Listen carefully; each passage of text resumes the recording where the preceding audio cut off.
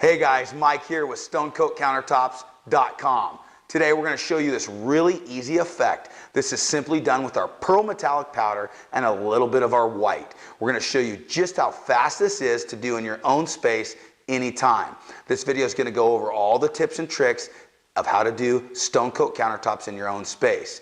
Visit us anytime at StoneCoatCountertops.com. Enjoy the video.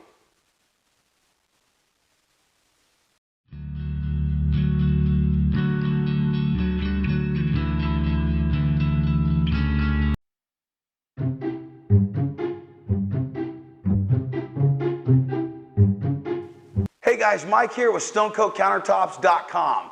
Today we're going to do a really fun effect that's really easy. We have a lot of color recipes that say rag the top, and that's a definition that we use in our color recipe. Today we're going to show you exactly how we do it and how easy it really is. This is one of the easiest techniques we do, and boy, what a bang for your buck. You're going to see right now what it can do to your very own piece at home. So we have some Stone Coat Countertop epoxy mixed up and ready to go. If you haven't seen our videos on how to mix the epoxy and how to prepare the substrate, go back and watch some of those longer videos. Today, we're going to do a short video on exactly how to rag the top. Let's get started. I'm going to take some of our pearl metallic powder. You can get this right at StoneCoatCountertops.com. We're going to add this into our clear Stone Coat Countertop epoxy, and we're simply going to trowel it out on our sample here. We like to make a lot of sample boards. They're fun, they're great to test on, and really see if this is what you want in your large project. All we've done is we've added paint and primer in one, tinted in the color natural gray. You can get this in a Bear, you can get this at your local hardware store. It's paint and primer in one over a prepared substrate. If you need to learn how to prepare your substrate, again, watch some of our other videos or feel free to call anytime for free project support. Here we go, let's add our metallic powder. Okay, we got some of that pearl added in there. Let's mix that in right now.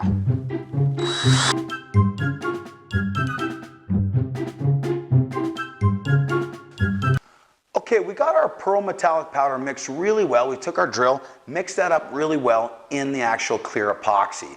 We're going to pour this out, trowel it, and then we're going to show you a couple of techniques of how you can make one color look completely different depending on how you apply it. Here we go. When I'm making samples, I use a little bit more than our prescribed 3 ounces per square foot per coat, simply because it's a smaller amount and sometimes it's difficult to mix just little bits of epoxy. So we usually mix up a little bit more, and we'll have multiple sample boards going so we don't waste anything. I'm going to trowel this out right now. Now this was a sample board that we just coated again. We sanded it and we just added another coat of paint and primer in one because we're trying another color.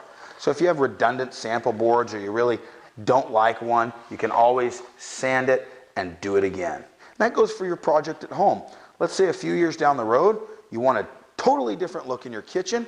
That's very easy to do using Stone Coat Countertop epoxy. I'm just going to take our normal chop brush. I'm going to de-shed it, make sure there's nothing loose. We got this ready. I'm going to prime it a little bit, just use some of that excess, and I'm just simply going to chop out this piece. Now this is a really cool technique that really makes it look like marble. I like doing this because it gets rid of our trowel lines and it just makes this look like marble. So you can see where I've chopped here, and you can see our trowel lines here. And that's all we're doing, is we're just erasing these trowel lines with our chop brush. This is also helping to mix the material again. Let's go ahead and make sure our edges are coated really well. I like to do long horizontal strokes on those edges to make sure we don't have any voids on those edges.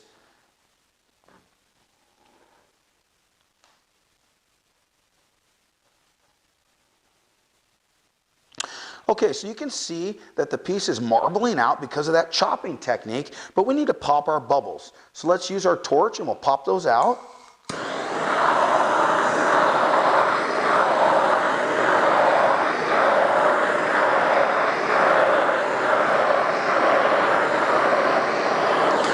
So now what I want to show you is with the torch we can really soften this piece and hide those chopping marks and make this look just like a slab of quartz or natural stone. Let's do that.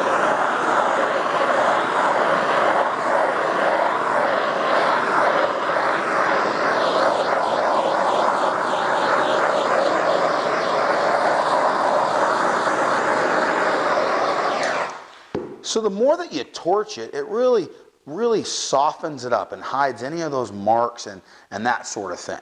So that's one technique you can do just with the pearl metallic or any of our metallics mixed in with the clear over any color that you choose. This is natural gray, so we're seeing through that pearl into some of that natural gray base, which looks really nice. It looks really subtle, but I can see through some spots, and that looks really cool.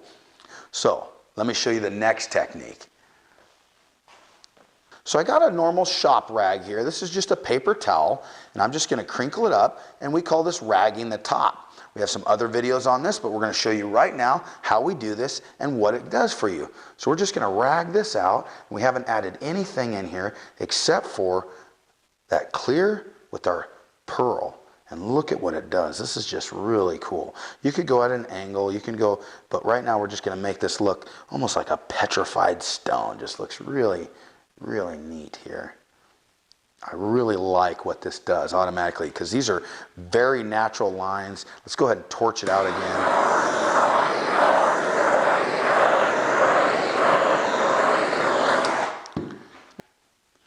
Okay, so you can see how easy that technique is to get that real natural look. And as this color starts to fade out because the epoxy is still moving and it's still self-leveling, it will take some of those striations and really pull them out.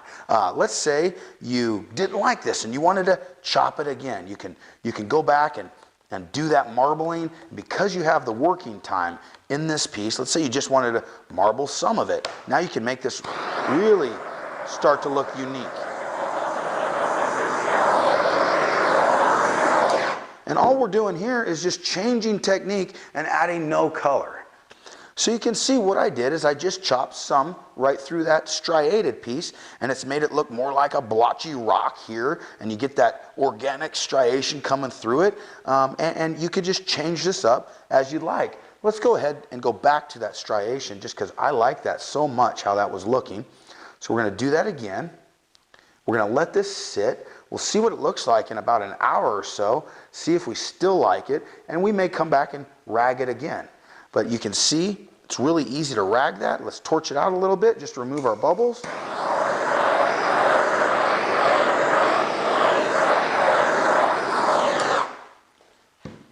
Wow, that is so neat. And each time you do that, it's just a different look, and it just keeps moving and melding for me. And a lot of that technique is just done right on its own. It's so easy to do. Okay guys, we've let this pearl piece settle out, and it looks really, really pretty. I'm actually really don't want to touch it, but I'm going to just for your benefit. Let's go ahead and do this. I'm going to show you what it looks like in the greater definition that you're going to get when you come back with a rag, and then we're even going to spray this with a little bit of white metallic. White metallic in alcohol will contrast this a little bit and give us some different color, but it'll be very subtle, so it'll be really cool. Let's try that out right now. So we're just going to take a brand new rag, and I'm going to come back here and I'm going to rag this out again. And it just takes a very light touch with the rag. It doesn't require pressure. You just let the weight of that rag skip across the surface. And what that does is it leaves some of those dark areas from where this has already flowed out. And look at that. You just get this really beautiful, beautiful look. We're going to torch that out.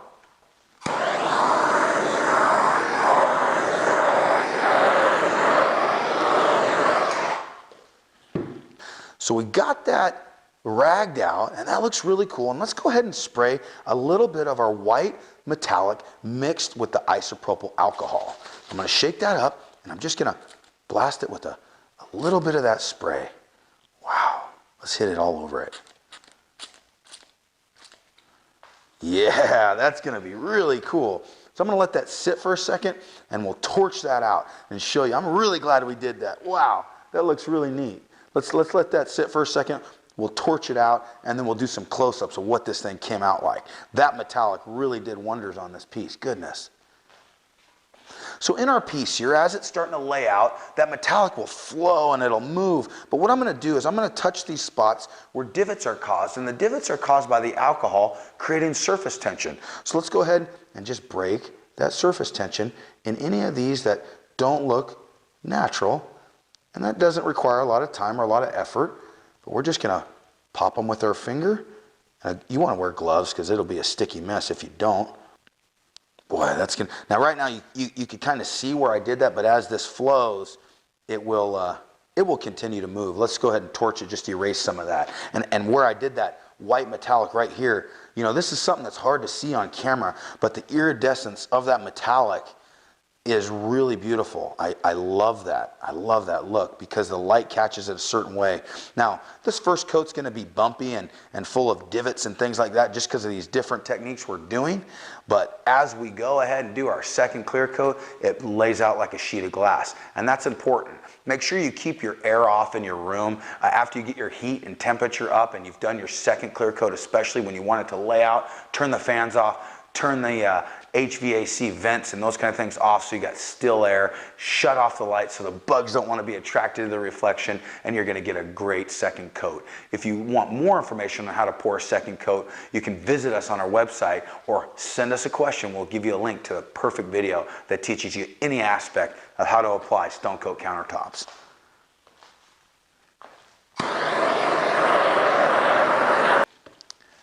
Okay guys, we did a really fun technique today and it was really easy. We simply used our pearl Stone Coat countertop metallic powder and our white metallic powder. We did the pearl first, we ragged that out, we let it sit for a while, we came back, we did it again, and then we took a chance and we sprayed a little bit of white on it, and I was nervous about doing that, but now that I did, this is one of my coolest samples ever. We'll go ahead and show you a really tight close-up view of what I'm seeing, but I see this iridescence of white fractured across the top, and it looks like just quartz that has welded itself together over time. I really like this effect and it was super fun to do. You can visit us anytime at stonecoatcountertops.com for more information. You can call us for free project support. We love talking to you.